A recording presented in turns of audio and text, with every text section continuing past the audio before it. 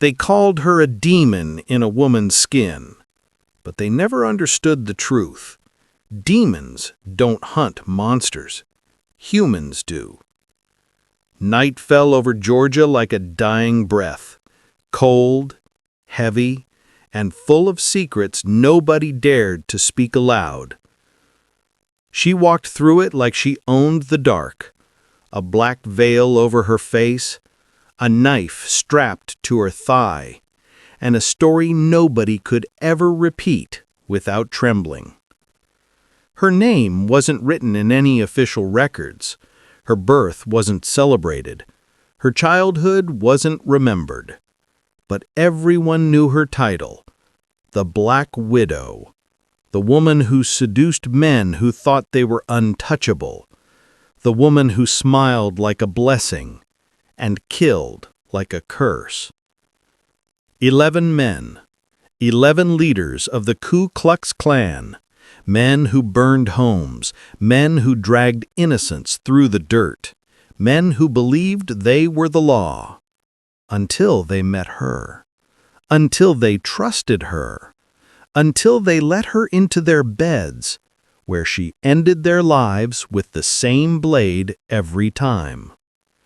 But legends don't start with blood. They start with pain. And hers began on a cold winter night in 1872. The Klan stormed her home. They didn't knock, they didn't speak, they simply acted, like wolves with white hoods. She was 17, helpless, terrified, and forced to watch her family taken from her in screams and smoke.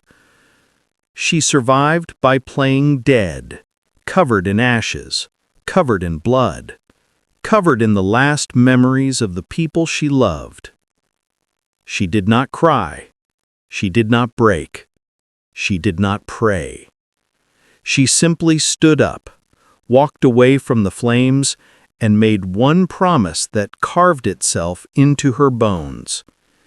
Every man who wore a hood that night will die in his sleep. It wasn't rage that shaped her. It was clarity. Cold as steel, sharp as the knife she stole from one of the bodies. The first weapon she ever held. The last thing 11 men would ever see. She changed her name.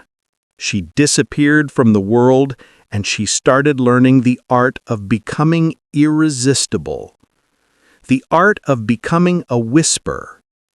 The art of becoming death in a dress. Tonight, her hunt begins. With the first Klan leader on her list, a man with power, a man with cruelty, a man who has no idea the angel he invited into his home is the devil he created. If you want next, make sure you like, share, comment, and subscribe so the story continues. He thought he brought home a gentle beauty. He didn't know he invited his executioner. His name was Marshall Tate, Grand Cyclops of the local Klan chapter. Rich, respected, feared by every black family for miles. And now, target number 1. He first saw her at a roadside tavern, sitting alone, hands folded, eyes down, silent as a rumor. Men like him loved silence. It made them feel powerful.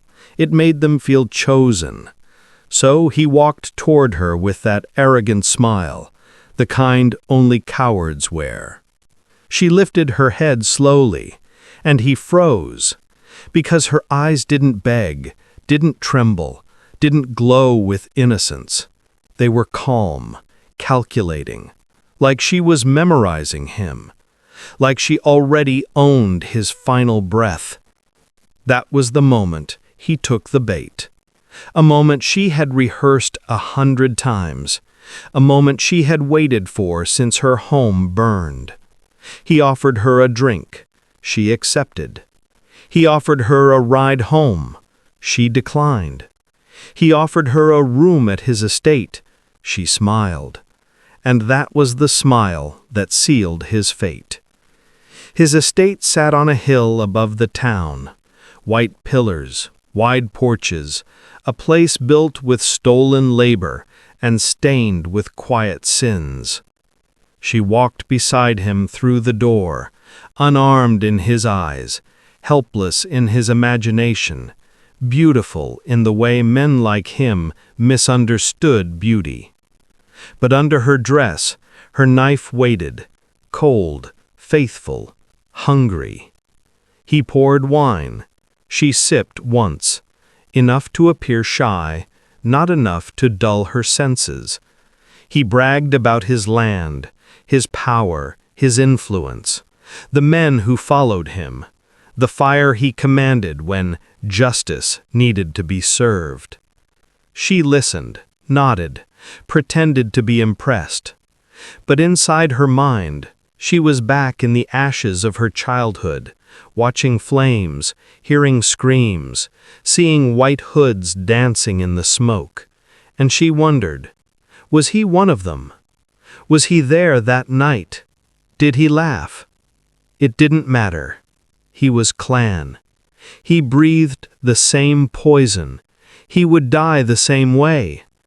When he leaned closer, trying to touch her cheek, she took his hand gently, whispered something soft, and led him toward the bedroom. He grinned, blind, proud, certain he was in control. But tonight, only one person was in control, and she wasn't the one smiling. A killer's silence is louder than a victim's scream. The bedroom door closed behind them with a soft click, a sound so gentle, yet it cut like a countdown. Marshall Tate thought it meant desire. She knew it meant death. The room was dim, lit by a single oil lamp. Shadows clung to the walls like witnesses afraid to speak. The air was thick, warm, heavy with the scent of whiskey and arrogance. He sat on the edge of the bed, boots off, suspenders loose, smiling like he earned the moment, like she was a prize he won by existing. She moved slowly, gracefully, like a dancer in a funeral procession. Her fingers brushed the lamp, lowering the flame, deepening the dark. Because darkness was her ally. Darkness was her shield. Darkness was the last thing every monster deserved to see. He reached for her wrist. She let him. For one breath, one heartbeat, one final moment of his imagined power.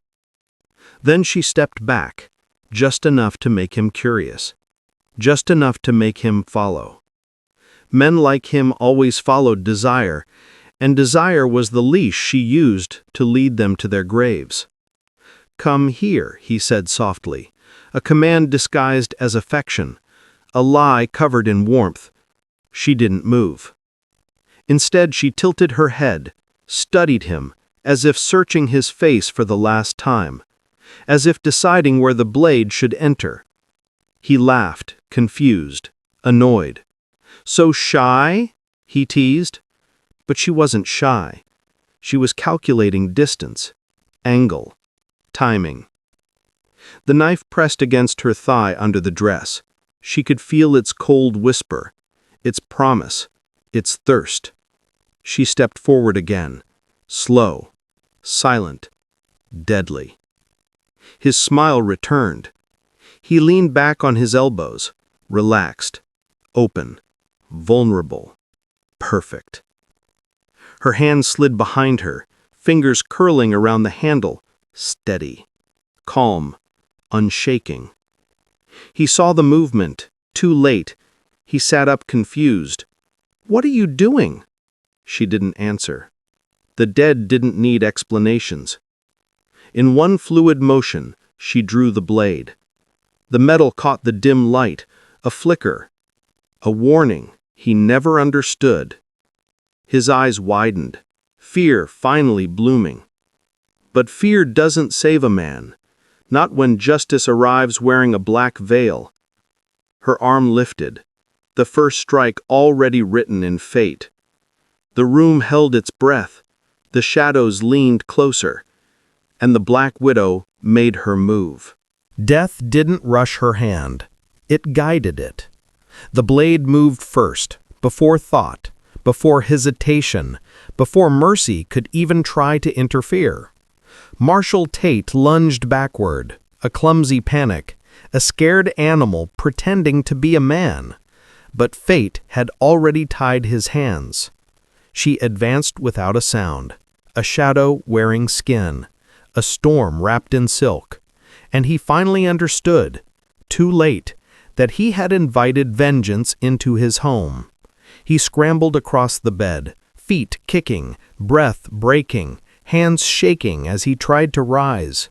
But fear made him slow, and she was born in fire, raised in ashes, sharpened by suffering. He shouted her name, a name she never gave him, a name she didn't even use anymore. She didn't respond. His voice didn't deserve her truth. He reached for the drawer, a pistol hidden beneath handkerchiefs. Cowards always kept weapons near their beds. She saw the movement, read it instantly, closed the distance in a heartbeat. Her knee slammed into his chest. He crashed onto the floor, air ripped from his lungs, shock soaking his face.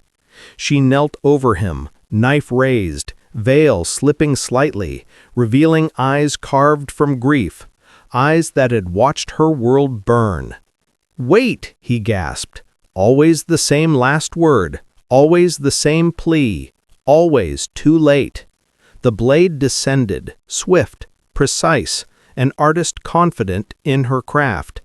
A single slash across his throat, clean, silent, merciless. Blood followed like a slow confession, warm, dark, heavy with sins he never paid for until now.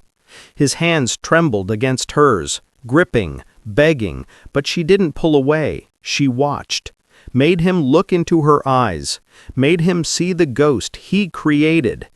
He didn't die in anger. He died in realization, a truth sinking deeper than the steel. You did this.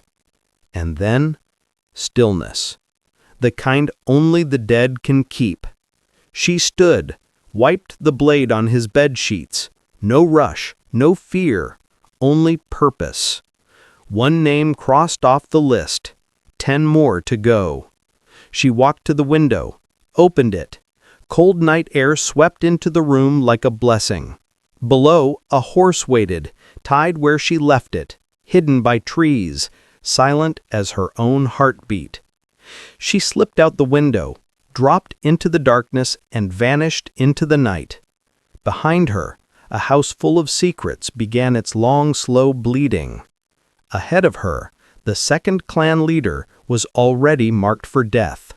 What next? Don't forget to like, share, comment, and subscribe so the story continues.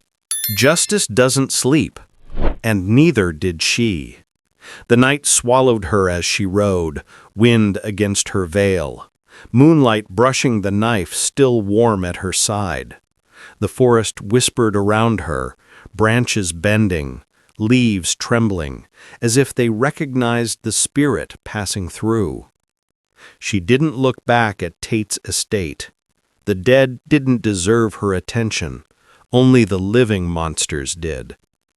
And the next one lived just 2 towns over, a man named Caleb Stroud, Deputy Grand Dragon, cruel enough to scare other clansmen, coward enough to lead them. She had watched him before, weeks earlier, from the shadows behind his church, from the alley where he beat a man for looking too free, from the ridge where he burned crosses like lanterns of hate. She memorized his habits, his routes, his sins. Tonight, she would finally collect his debt. By dawn, she reached a small settlement, quiet, still, the kind of place where people pretended evil didn't live among them. She tied her horse by an abandoned barn, covered the tracks, walked toward Stroud's home with steps light as whispers. The house was smaller than Tate's, but darker, angrier, a place that smelled like secrets and bruises. She crouched near the window, peered inside. Stroud sat at a table, cleaning his rifle, drinking from a bottle, muttering to himself about keeping the race pure, about the next raid, about the girl he was going to teach a lesson. Her jaw tightened. The kind of anger she carried didn't burn hot. It burned cold, deadly, focused. She approached the door, not to knock, to listen. Inside, footsteps. A woman's. Light. Fearful. Then a slap. Hard. Sharp. Then silence. The Black Widow closed her eyes, breathing once, twice, steadying herself before the storm. She didn't kill for pleasure. She killed for the ones who couldn't fight back. Tonight wasn't only vengeance. It was rescue. She circled behind the house, found the back door unlocked because men like Stroud never feared anything. She slipped inside, knife drawn, veil lowered, shadow becoming shape, shape becoming death. Stroud turned, eyes narrowing, hand reaching for the rifle. She stepped forward, every inch of her radiating the promise of his final night. He opened his mouth to speak. He didn't get the chance. Some men fear the dark. Others should fear what walks inside it. Caleb Stroud froze when he saw her. A silhouette. A veil. A blade glinting like a whispered warning. For a heartbeat, he thought she was a ghost. But ghosts don't walk with purpose. Ghosts don't hunt. She did. He reached for the rifle on the table, a desperate move, a useless one, because she was already crossing the room, silent, swift, controlled. He grabbed the barrel, lifted it halfway. She knocked it aside with her forearm. Metal clanged. He cursed. She didn't. Her hand shot forward, the blade pressed under his chin. Not deep, not yet. Just enough to steal every word from his throat. The woman in the next room gasped. She had a swollen cheek, tear-stained eyes, a bruise blooming like a dark flower along her jaw. The Black Widow didn't look at her directly. Not yet. First, she dealt with the source. "Who are you?" Stroud rasped, breath shaking. She leaned close, her voice a whisper, sharpened by memory. A consequence. He tried to shove her back. She pivoted. Her elbow cracked against his temple. He stumbled. She advanced. This wasn't a fight. It was an execution in slow motion. He crashed against the table, bottle shattering, whiskey spilling like a confession across the floorboards. He grabbed a shard of glass, swung wildly. She dodged with calm precision, caught his wrist, twisted until the shard fell, until bone cracked, until he screamed. The woman flinched. The widow didn't. She forced him to his knees, knife grazing his throat, her shadow swallowing his. "You raid homes," she whispered. "You beat the helpless. You preach purity while drowning in your own filth." His breathing hitched. "Please, I'll stop." She tilted her head. The same gesture she made with Tate, the same silent verdict. "No," she said softly. "You won't." The blade moved. A quick, merciful strike. His voice died before he hit the floor. Silence followed. Heavy. Sacred. Then she turned to the woman, eyes softening, not in weakness, but in recognition. "You're safe now," she said. The woman trembled. "Who are you?" "Someone making sure this never happens again." She left her with food, money, instructions, then disappeared into the night before questions could grow. 2 down, 9 left, and every one of them could feel something shifting in the South, a fear creeping into their bones. The Black Widow was coming. Want next? Hit like, share, comment, and subscribe to keep the story alive. Evil travels in packs, but so does fear when death starts hunting the hunters. By the next sunrise, whispers had spread across 3 towns. 2 Klan leaders dead, both in their homes, both in their beds or close to it. No signs of forced entry, no witnesses, only rumors. Some said it was a man seeking revenge. Others claimed it was a ghost, a spirit of the burned and beaten, a curse finally answering old prayers. But the Klan feared a different truth, that it was a woman who moved with purpose, a woman who knew their names, a woman who wasn't done. And they were right. The Black Widow was already on the move. Her horse carried her through back roads no map bothered to name, past burned fields, past lonely crosses, past places where evil still clung to the soil. She didn't rest, didn't hesitate, didn't second-guess the path carved in her bones. Her next mark was Elias Ward, a man who hid cruelty behind church hymns, a preacher by day, a monster by night. He baptized children in the morning and burned families out of their homes after sundown. She had seen him once before, years ago, before she became the widow, before she learned how to turn pain into precision. He stood beside the men who killed her family, hand on a Bible, hand on a torch, claiming God approved the flames. She never forgot his face. She never forgot his voice, and tonight he would remember hers. She reached a small crossroads town by dusk. Quiet. Too quiet. Shops shuttered early. Windows locked. Folks whispering behind curtains. Fear lived here, thick as smoke, heavy as grief. Ward's church tower rose above the rooftops, tall, white, holy in shape, unholy in purpose. She watched it from the woods, studied the shadows, counted the exits, waited. A bell rang. Evening service. Men in clean coats, women in Sunday dresses. Children who didn't understand the danger of standing near a serpent.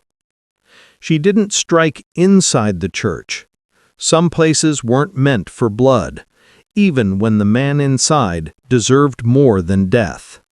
She'd catch him afterward, alone, when the hymns faded, when the lies ended, when he stepped into the night thinking he was blessed.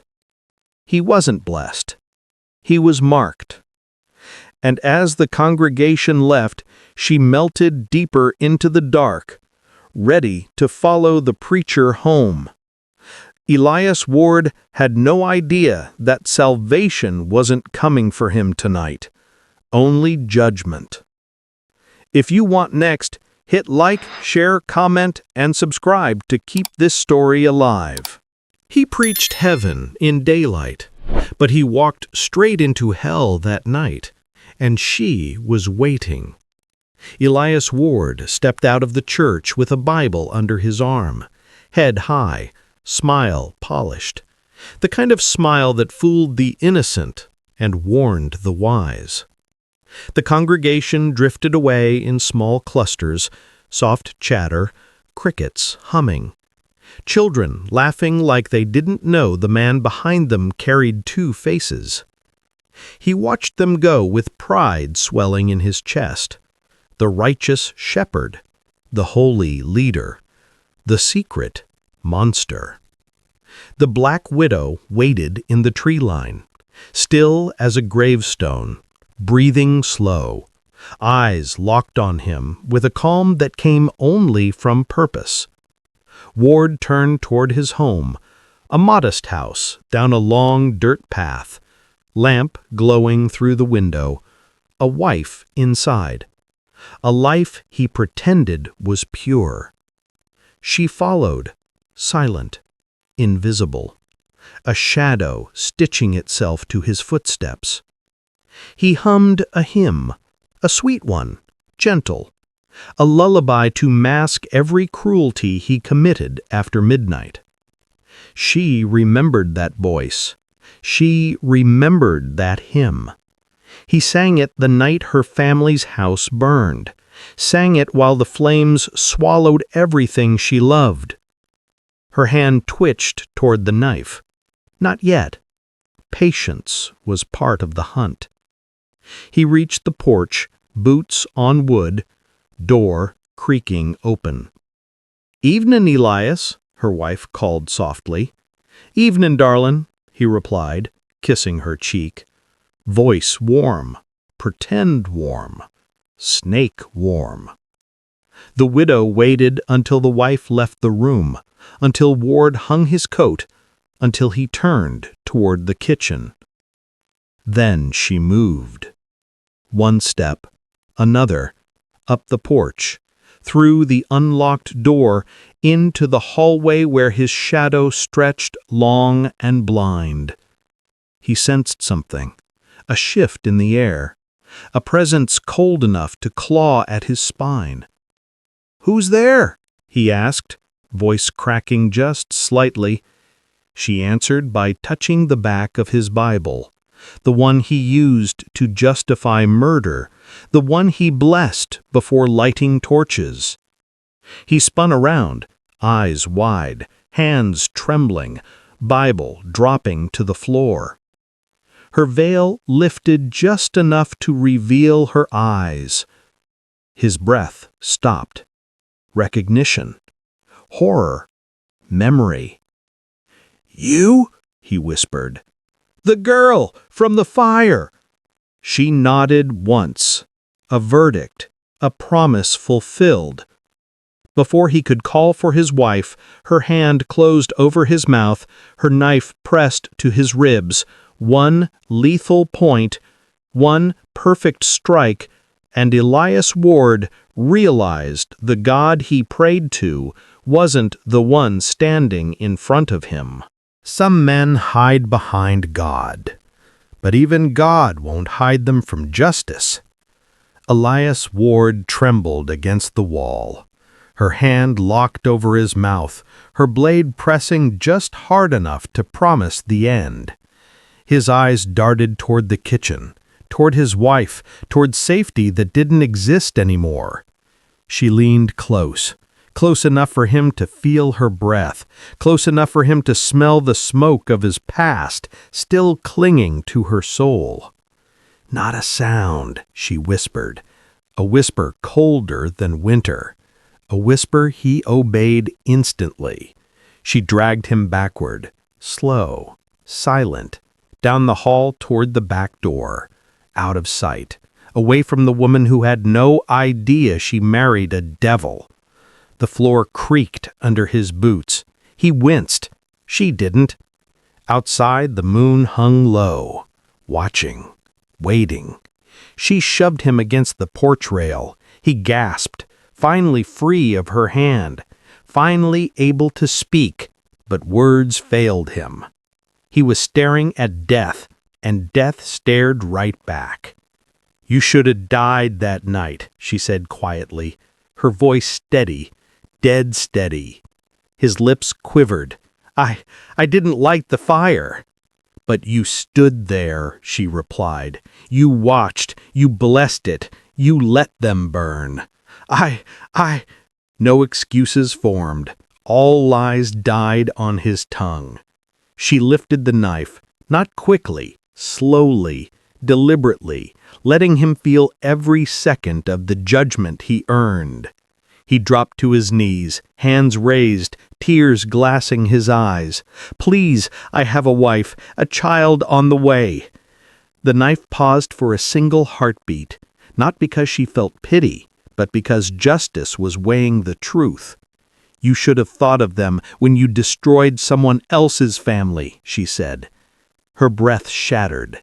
She moved behind him, one hand gripping his hair, pulling his head back, exposing his throat to the moonlight.